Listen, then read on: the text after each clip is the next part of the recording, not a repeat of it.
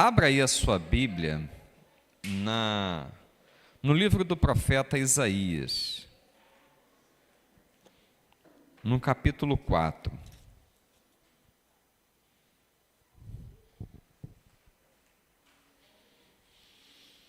Eu quero ler com vocês apenas o versículo 2. Você crê que Deus tem algo nessa noite para falar ao teu coração? Amém. Glórias ao nome do Senhor. Irmãos, enquanto nós estivermos com essa convicção de que Deus fala, e Ele quer falar com você, Ele quer falar comigo, com cada um de nós vamos manter acesa em nossos corações a chama da esperança, que é Ele mesmo quem coloca, é Ele mesmo quem permanece, faz com que essa chama permaneça acesa. Isaías capítulo 2, melhor dizendo, capítulo 4, versículo 2, ele diz assim, eu quero que você leia junto comigo. Naquele dia, o renovo do Senhor será cheio de beleza e glória, e o fruto da terra será o triunfo e a glória dos sobreviventes de Israel. Dá para a gente dar um gás assim, encher o pulmão e ler assim mais uma vez, não dá? Então vamos todos juntos? Naquele dia, o renovo do Senhor será cheio de beleza e glória, e o fruto da terra será o triunfo e a glória dos sobreviventes de Israel. Amém. Deixa a sua Bíblia aberta aí, feche os seus olhos, vamos falar com Deus. Ó Deus, nós bendizemos o Teu nome, nos alegramos, ó Deus, nesta noite, porque o salmista disse, Senhor, e cada um de nós que estamos aqui na Tua casa esta noite concordamos. Apenas, Senhor, um dia nos Teus átrios, um dia, ó Deus, na Tua presença, é mais precioso do que 1000 dias em quaisquer outro lugar, Senhor, outros lugares. Ó Pai, em nome de Cristo Jesus, nós estamos aqui, Senhor, porque o nosso coração está sedento de ouvir a Tua voz. Ó Pai, nós temos necessidades, assim, Pai, como dia a dia, nós temos a necessidade do alimento. Nós temos a necessidade de ouvir a Tua voz dia a dia, Senhor. Ó Deus, então nós te rogamos, fala, Senhor, aos nossos corações, nos dá, ó Deus, a Tua direção, renova, ó Deus, o nosso entendimento, concede-nos, ó Pai, as respostas, ó Deus, para as inquietações dos nossos corações, Pai. E, ó Deus, traz o Teu alento, o Teu refrigério, Pai. Traz, ó Deus, o tempo de refrigério para as nossas vidas através, Pai, do alento, de uma palavra de conforto, de consolo, de direção para as nossas vidas. Assim nós rogamos a Ti, em nome de Cristo Jesus. Amém, amém. Glórias a Deus, irmãos. Irmãos, Isaías, chamado profeta messiânico, ele é levantado por Deus para falar ao povo num tempo onde ele não tinha assim uma palavra branda, uma palavra assim mansa, mas Isaías ele traz uma mensagem de exortação, ele traz uma mensagem de advertência, ele chama a atenção do povo, ele repreende o povo naquilo que o povo estava necessitando ser repreendido. E os capítulos anteriores, os textos anteriores ao capítulo 4, ele fala de um Deus de justiça, ele fala de juízo sobre a terra, ele fala de Deus tratando com o povo assim, passando a régua. E aí ele chega no capítulo 4, ele inicia com essa palavra. Versículo 2, ele diz, naquele dia, o renovo do Senhor será de beleza e glória. Irmãos, Eu e você, nós precisamos olhar para a palavra de Deus, seja no Velho Testamento, seja no Novo Testamento, e ter assim condições de aplicar essa palavra à nossa realidade, porque a palavra de Deus, ela é viva, amém? Ela é viva e ela penetra o coração do ser humano. O apóstolo Paulo diz que ela divide o mais profundo do ser, dividindo o espírito, medula, e vai assim produzindo aquilo que é do agrado dele. Mas eu não posso pegar o texto bíblico e deixar de aplicar a minha realidade. Embora esse texto, Isaías estivesse falando para um Israel, onde ele estava desviado de fazer a vontade de Deus, eu preciso atualizar, eu preciso contextualizar essa mensagem e entender o que ela quer dizer para a minha vida hoje, o que ela quer dizer para a igreja de hoje. O texto começa dizendo o seguinte: naquele dia.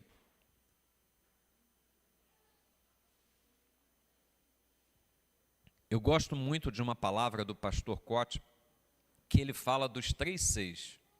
Ele fala de ciclo, círculos e circuito. Quando ele fala de ciclo, ele fala de tempo. Ele fala que tempo é uma coisa importante de nós discernirmos na nossa existência. Quando ele fala de círculo, ele fala de pessoas, pessoas que estão à nossa volta. O tempo que nós estamos vivendo, né, rodeado de que pessoas que nós estamos vivendo. E ele também fala de circuito, que é a questão da nossa territorialidade. É o território onde a gente está vivendo. O espaço físico aonde nós estamos, né, rodeando. Por exemplo, teve um tempo na minha vida onde o círculo, né, estava muito limitado, melhor, o circuito estava muito limitado aqui à região da Zona Oeste, porque eu estava com um trabalho inserido aqui, o trabalho secular, a igreja aqui e a família aqui, então eu estava muito limitado, né, naquele tempo aqui à Zona Oeste.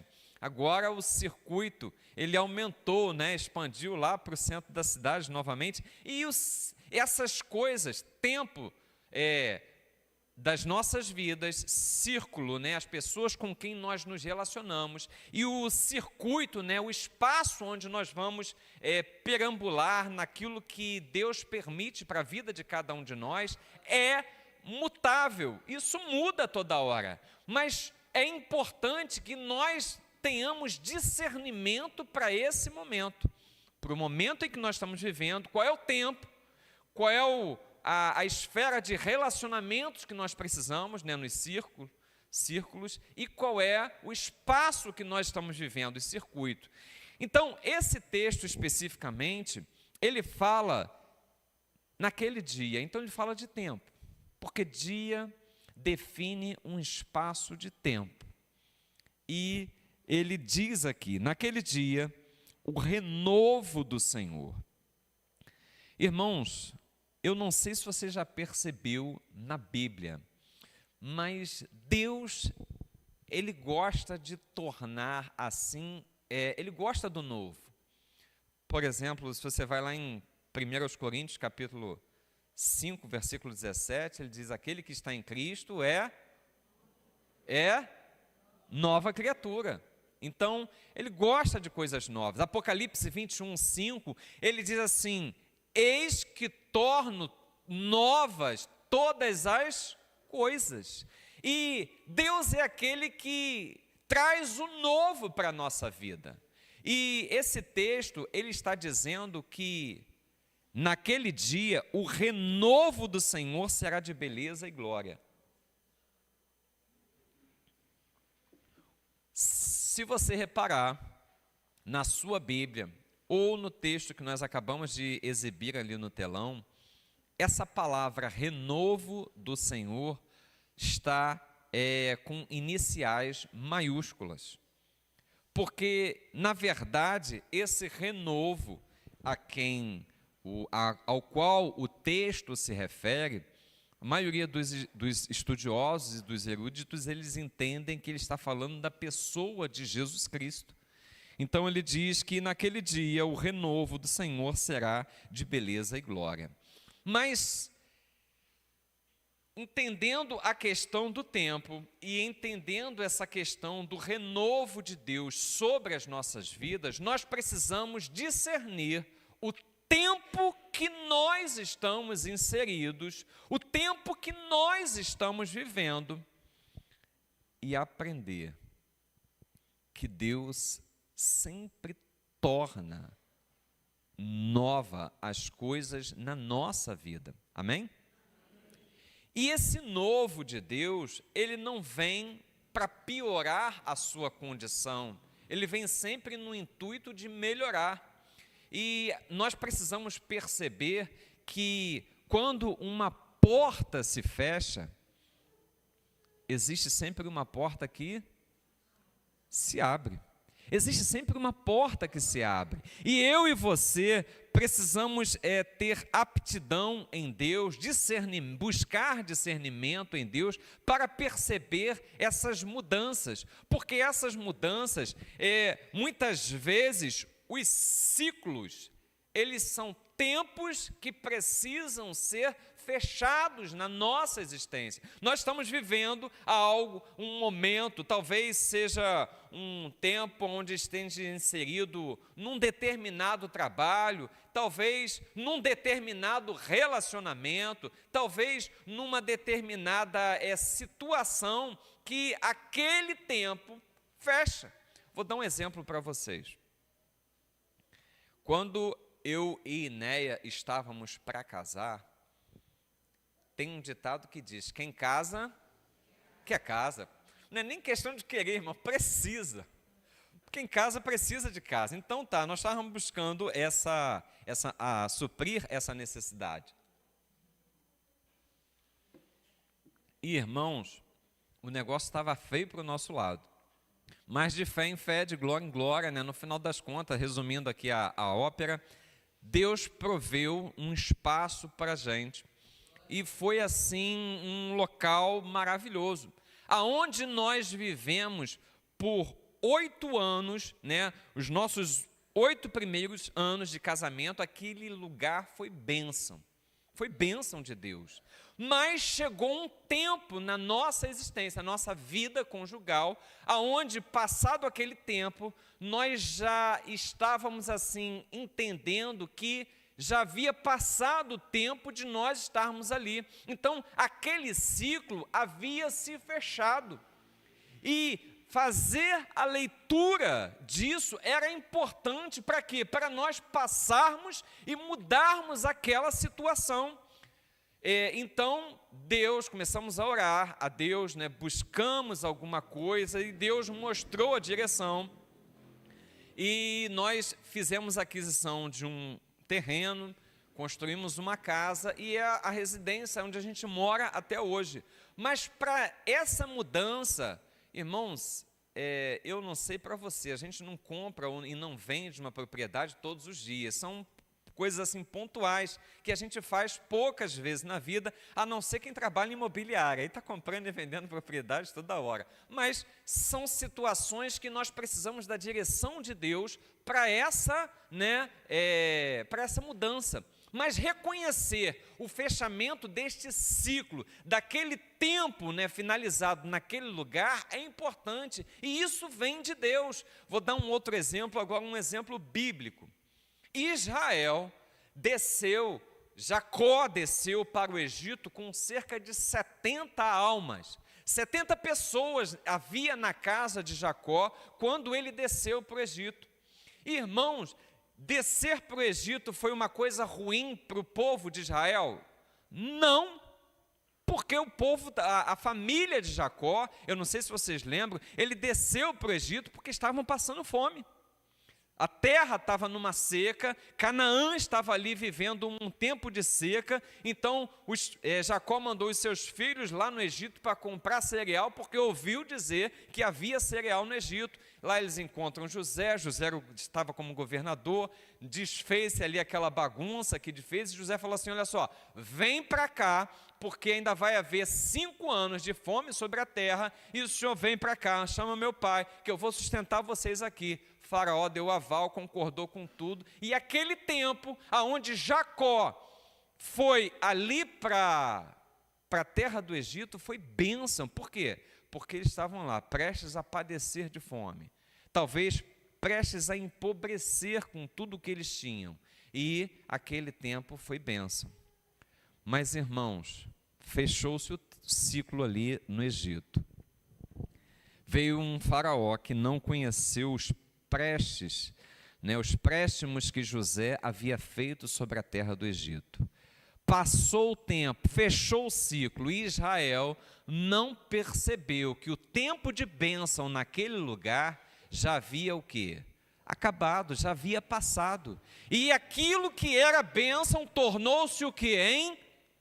Maldição.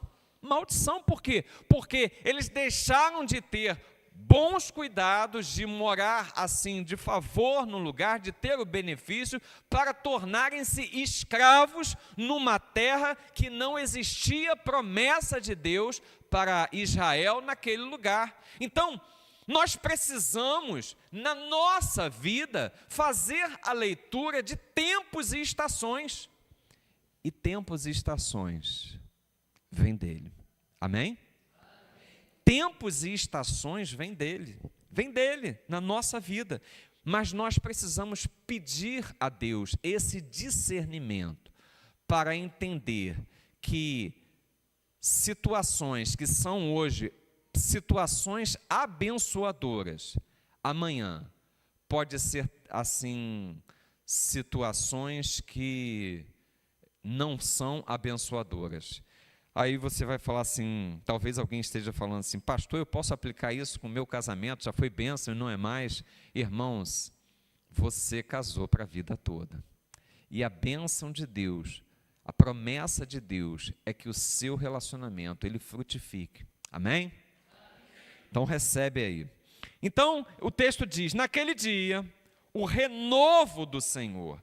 Irmãos, nós temos que entender que discernindo essa questão de tempos e estações na nossa vida, na nossa existência, é Deus quem torna as coisas novas a ponto de que elas frutifiquem. É disso que o texto está falando. O renovo do Senhor será de beleza e de glória. Quando, irmãos, nós temos algo que chega da parte de Deus, não existe dúvida. E se existir dúvida, você pode parar para pensar que você não deve andar na dúvida. O apóstolo Paulo, escrevendo aos crentes de Roma, no capítulo 14, no versículo 23, ele já está falando em todo o capítulo 14 sobre alimentos.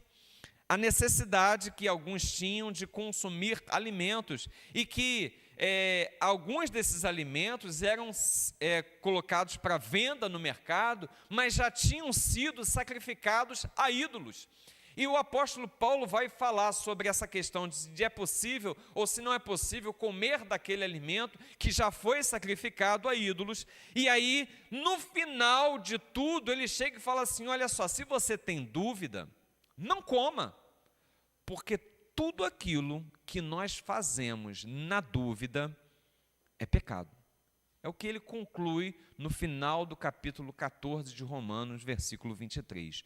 Então nós tiramos uma aplicação para a nossa vida. Na nossa vida, você e eu, nós somos homens e mulheres de Deus, amém? Que fomos chamados por Deus para vivermos não na dúvida. Irmãos, e com essa questão, talvez assim como eu, algum de vocês, ou algum, possa ter ainda alguma filosofia barata, enganando, né, engodando você sobre essa situação. Por exemplo, eu antes de me converter a Cristo Jesus, eu gostava muito das músicas, como todo jovem gosta. Eu me converti quando tinha 19 anos, e antes disso, aqueles que viveram aqui os anos 80, o Brasil, assim, ele teve assim, uma musicalidade muito grande, né? Sobretudo em grupos de rock no Brasil. Então, tinha um grupo de rock que tinha uma música que falava o seguinte: a dúvida é o preço da pureza e é inútil ter certeza.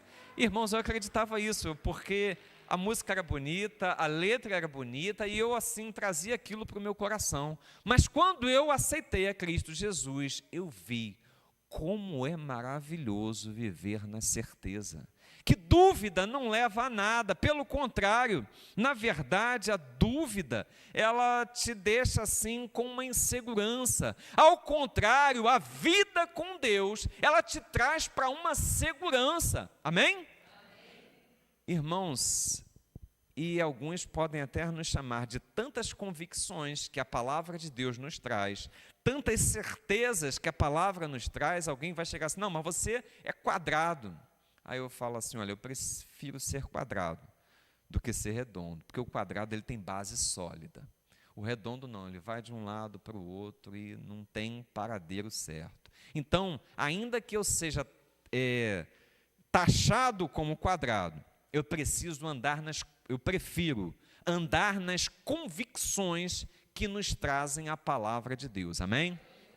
Então, nós fomos chamados para andarmos em fé, em convicções, e isso é importante para mim e sua vida. Por quê? Porque às vezes nós estamos vivendo um tempo e eu penso assim: será que fechou esse tempo? Será que fechou esse ciclo? Irmãos, na dúvida, não ultrapasse. Lembra de uma placa de trânsito que diz assim: na dúvida, não ultrapasse. Na dúvida, você não se move para lugar nenhum. Na dúvida, você faz igual Abacuque. Abacuque viveu um tempo onde ele estava inquieto com Deus, porque o tempo era de escassez, o tempo era de juízo de Deus sobre a nação, o tempo era de ventos contrários, o tempo era de adversidade. E Abacuque falou o seguinte: olha, eu vou subir nessa torre, eu vou orar a Deus, e eu não vou parar enquanto eu não ouvir uma direção de Deus.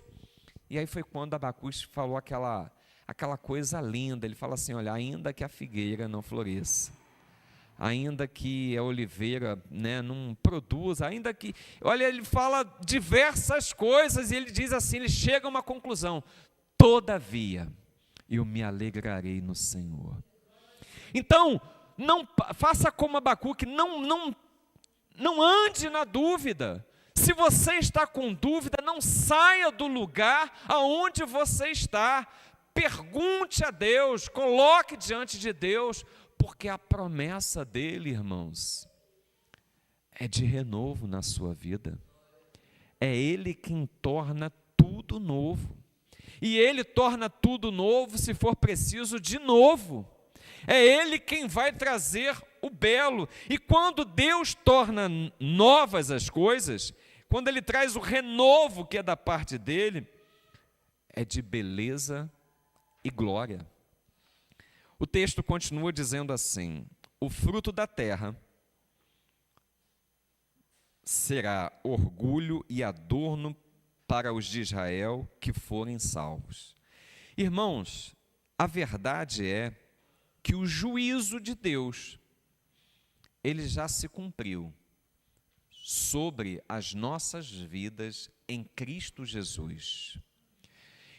Isso pelo aspecto substitutivo de Cristo Jesus. Porque quando ele fala assim: o meu justo viverá pela fé, ele olha para você e para mim através de uma lente. Deus olha para nós através de uma lente chamada Jesus Cristo, e ele vê homens e mulheres justificados pelo sangue derramado na cruz do Calvário. Amém? Então esse é o aspecto substitutivo de Cristo. Ele se fez pecado por nós e ele absorveu toda a nossa injustiça. Então Deus, quando olha para as nossas vidas, agora ele vê homens e mulheres justificados. E aí nós, porque esse texto está falando de juízo, somos esses remanescentes, que ele fala assim: orgulho e adorno para os de Israel que forem salvos. Você é um salvo em Cristo Jesus? Glórias a Deus. Então nós, na condição de salvos em Cristo Jesus, Deus traz essa condição para a gente. Você e eu, nós fomos chamados por Deus para frutificar.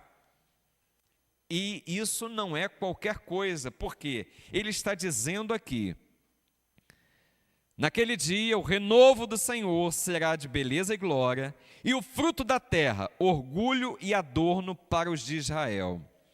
Irmãos, você e eu fomos chamados em Deus para frutificar.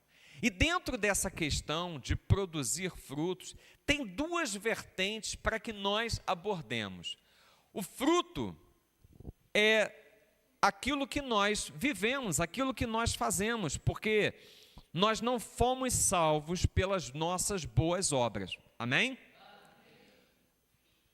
Palavra de Deus, em Efésios, no capítulo 2, no versículo 8, ele diz assim: pela graça sois salvos, e isso é por meio da fé.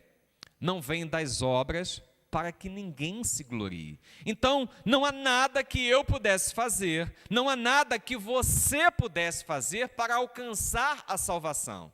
Nós alcançamos a salvação pela graça, conforme o apóstolo Paulo explica ali aos crentes de Éfeso. Pela graça sois salvos, por meio da fé.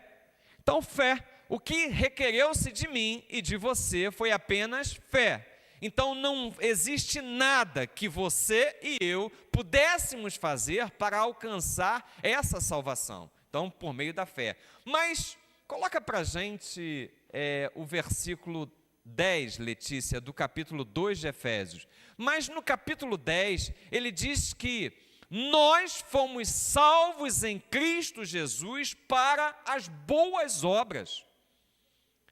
E então, ainda que boas obras não conte para registro de salvação, você não é salvo pelas boas obras, mas você foi salvo para praticar as boas obras. E isso, irmãos, é muito importante, porque ainda que ela não conte como salvação para as nossas vidas, porque isso é obra de Cristo, foi a obra de Cristo no Calvário, quem nos resgatou do pecado, quem nos tirou da morte para a vida, quem nos transportou do império das trevas para o reino do Filho do seu amor. Ele está dizendo o seguinte, que nós fomos feitos por Ele, criados em Cristo Jesus para as boas obras, previamente preparadas por Deus para que andássemos nela. E quando a gente fala de boas obras, a gente lembra do texto de Mateus capítulo 7, quando ele fala assim, olha, vinde benditos de meu Pai, porque eu tive fome e me deste de comer, tive sede e me deste de beber, né? Estava preso e foste o quê?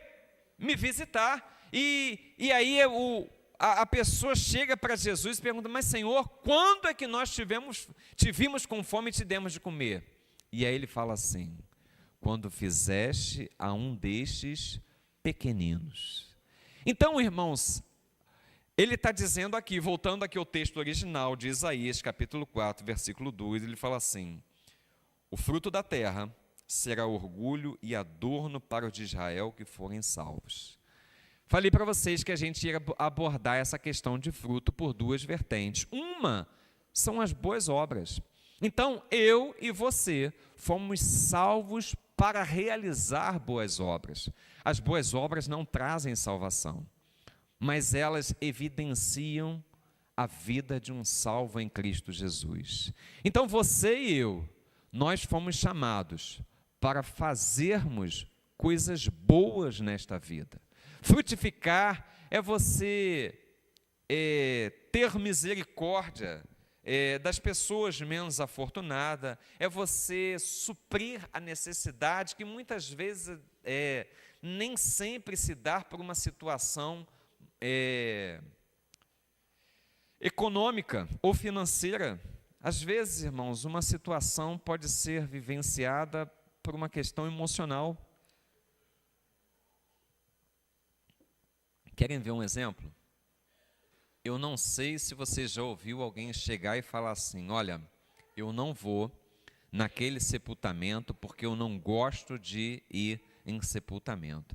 E aí eu pergunto de imediato, quando eu ouço essa frase, eu falo aqui: meu irmão, quem é que gosta? Quem gosta eu não conheço ainda. Aliás, já ouvi falar de pessoas que gostavam de ir em sepultamento para evangelizar. Mas, no geral, pode ter até alguém que goste, mas no geral ninguém gosta. Por que a gente vai num sepultamento?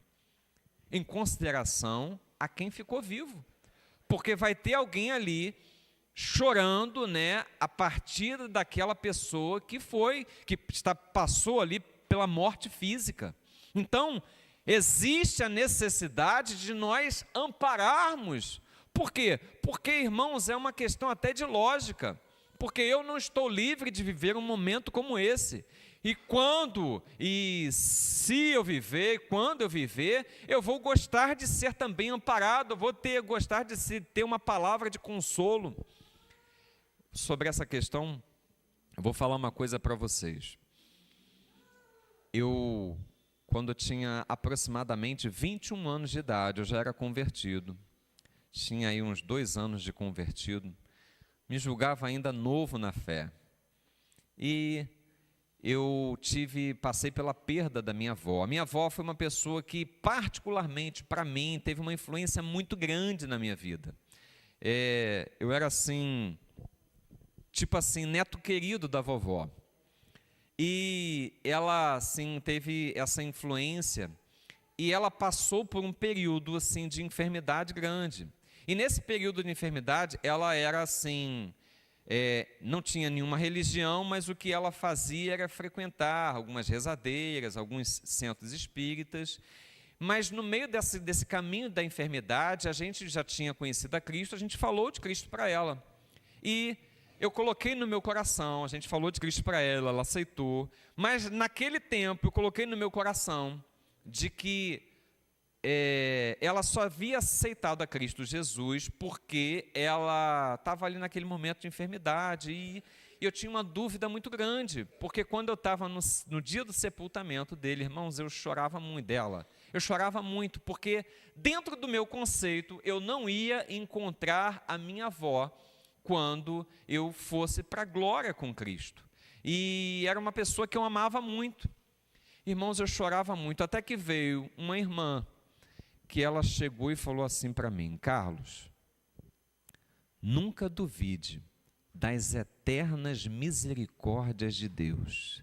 Se a sua avó confessou a Cristo Jesus, creia que ela está na glória com Deus. Irmãos, aquela palavra desceu como um bálsamo para a minha vida. Aquela palavra veio assim como um alento, e aquilo foi assim foi um refrigério tão grande que as lágrimas se contiveram, eu parei de chorar. Daquele momento foi assim, foi um divisor de água naquela situação para mim, porque eu estava ali inconsolável, mas uma palavra de refrigério fez toda a diferença para aquele momento. Então, muitas vezes nós vamos deparar com situações como essa, acolher, socorrer o outro. Muitas vezes você não vai precisar despender nem de um trocado, mas você vai precisar emprestar o seu ouvido para ouvir alguma coisa que alguém tem para desabafar, para falar. Você vai precisar lançar uma palavra, ser instrumento nas mãos de Deus para trazer uma palavra de conforto, de consolo para uma vida, porque a pessoa está passando por um momento de adversidade. O importante é que nós sejamos este instrumento. E, irmãos, quando nós formos esse instrumento nas mãos de Deus para abençoar a vida de outros, Não tenha medo de ser bênção, irmãos. Nós vamos estar frutificando no reino. E a luz de Cristo vai estar brilhando sobre a tua vida. Você vai estar cumprindo aquela palavra. Você vai estar sendo sal desta terra e luz deste mundo. Amém? Então, fruto sobre dois aspectos. O outro fruto é aquele... O Senhor Jesus, ele falou assim, olha, nem todos que me dizem Senhor, Senhor, entrará no reino dos céus.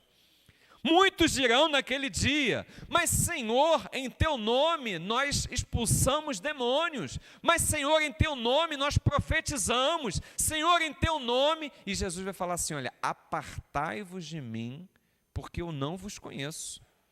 E, irmãos, se você for parar para pensar, o currículo dessa galera é bom. Expulsaram demônios, fizeram, profecias, fizeram assim, coisas assim. Eu lembro dos fariseus que davam o dízimo do coentro e da hortelã, do endro e da hortelã, e faziam orações, e faziam jejuns, e faziam um monte de coisa, mas também não agradaram a Deus. E o que eu quero dizer com isso? Que fruto também se trata de coisas espirituais. Você e eu fomos chamados para frutificar no reino de Deus em dons, em talentos, em capacidades, em serviços no reino. E isso faz parte desse fruto que vai ser o quê? Olha o que ele diz o texto.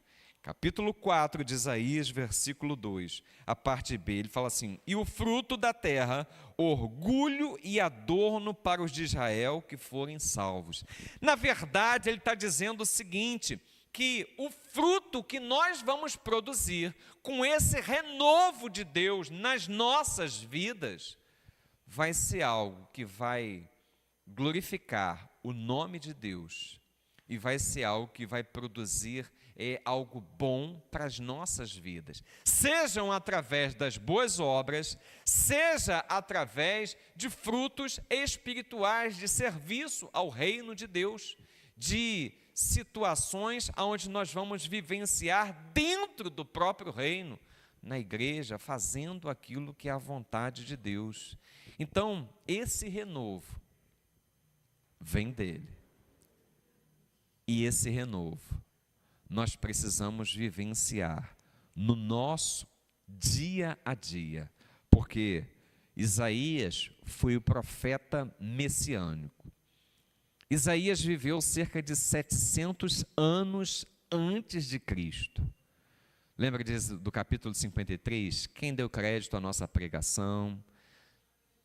A quem foi estendido o braço do Senhor, Ele foi subindo como renovo de uma terra seca, não havia parecer nele nem formosura, mas ele tomou sobre si as nossas enfermidades, os nossos pecados, o castigo que nos traz a paz estava sobre ele. Então Isaías foi chamado de o profeta messiânico, porque ninguém falou tanto do Senhor Jesus quanto esse profeta, Isaías.